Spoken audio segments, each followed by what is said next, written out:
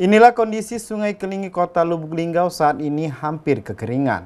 Menyusutnya volume air di Sungai Kelingi ini juga menimbulkan masalah baru, seperti kemunculan sampah dan berpengaruh terhadap mata pencarian sebagian warga kota Lubuk Linggau.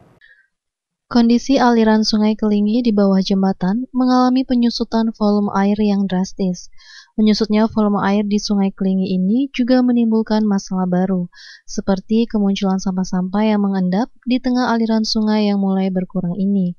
Selain itu, sebagian tepian Sungai Kelingi ada juga yang mengering.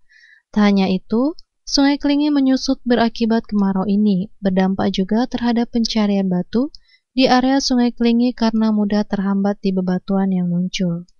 Ibu Supina menyampaikan, Sungai Kelingi ini sudah menyusut drastis sekitaran sudah 2 bulanan, dan sangat berpengaruh terhadap mata pencarian kami di Sungai Kelingi ini. Biasanya 100 per hari kini turun, dikarenakan sangat susah membawa tampungan batu menggunakan ban di area Sungai Kelingi ini. Agak lama lah. Sekitar berapa bulan ya? Sekitar 2 bulanan lah. 2 bulan ya. Kering kayaknya. Oke. Kita dengan keringnya sungai ini kita berpengaruh tak dengan usaha kita yuk?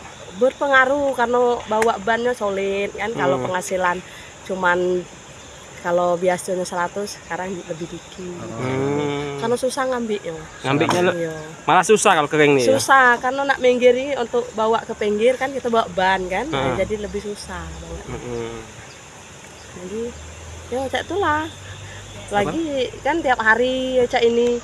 Kalau dia banjir besar, dan banjir baru banyak lagi bahan. Lama ini tidak banjir, Bu? Lama ada banjir sebentar tuh.